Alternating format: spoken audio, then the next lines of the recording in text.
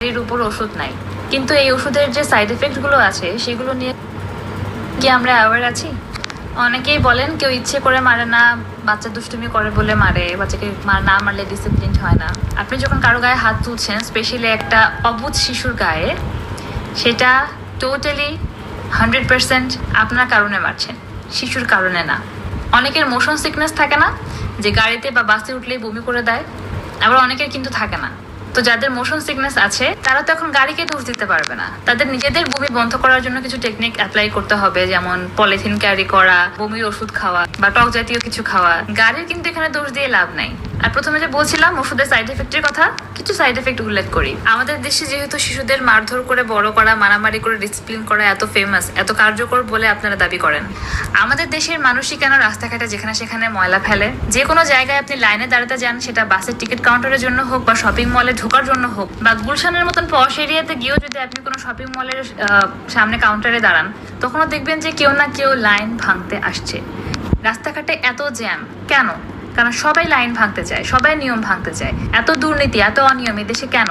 একটা বিয়েতে বুফে খেতে গেছি, সেখানেও মানুষজন একজনকে টপকিয়ে আরেকজন খাওয়ার চেষ্টা করছে।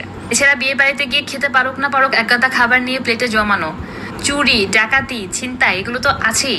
বিবেকহীনের মতন পানি নষ্ট করা, গ্যাস নষ্ট করা, বায়ু দূষণ করা, শব্দ দূষণ করা। আপনি এখন বলতে পারেন এগুলোর সাথে মারামারির কি সম্পর্ক বা গায়ে হাত তোলার কি সম্পর্ক? অবশ্যই সম্পর্ক আছে। সম্পর্ক হচ্ছে এমপ্যাথির। আপনি যখন শিশুকে মারামারি বা বকাঝকা করে বড় করছেন, তার ভিতরে এমপ্যাথি গ্রো করছে না। আরেকজন মানুষের ব্যথা অনুভব করতে পারে, আরেকজন মানুষের কষ্ট অনুভব করতে পারে, এই অনুভূতিগুলো তার মধ্যে গ্রো করছে না।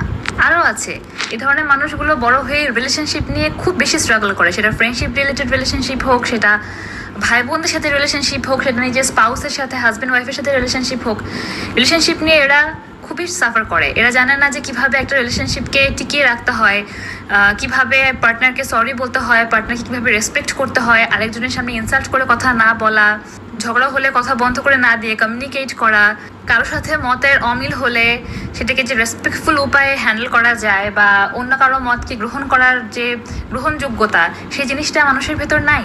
আরও আছে, মানুষকে বডি শেম করে কথা বলা, ইনসাল্ট করে কথা বলা, কাউকে ছোট করে কথা বলা, কারো চাকরি নিয়ে, কারো স্কিন কালার নিয়ে, কারো চেহারা নিয়ে মুখের উপর বলে ফেলা, কারো পিছনে কথা বলা, বদনাম করা, কুটনামি করা। এই অভ্যাসগুলো কোত্থেকে আসে? ল্যাক অফ এমপ্যাথি থেকে আসে। এবং gentle parenting, conscious parenting, positive parenting, যে প্যারেন্টিংয়ের নাম দেন, এই প্যারেন্টিংগুলোর মূল কাজ হচ্ছে একটা বাচ্চাকে এমপ্যাথি শেখানো। আপনি একটা বাচ্চাকে মারধর করে এমপ্যাথি শেখাতে পারবেন না, এমপ্যাথি দিয়ে এমপ্যাথি শেখাতে পারবেন। আপনি ওকে ডিসিপ্লিন করতে যে টুল ইউজ করছেন, সেই টুলটাই ও শিখছে। আপনি যেমন ছোটবেলা থেকে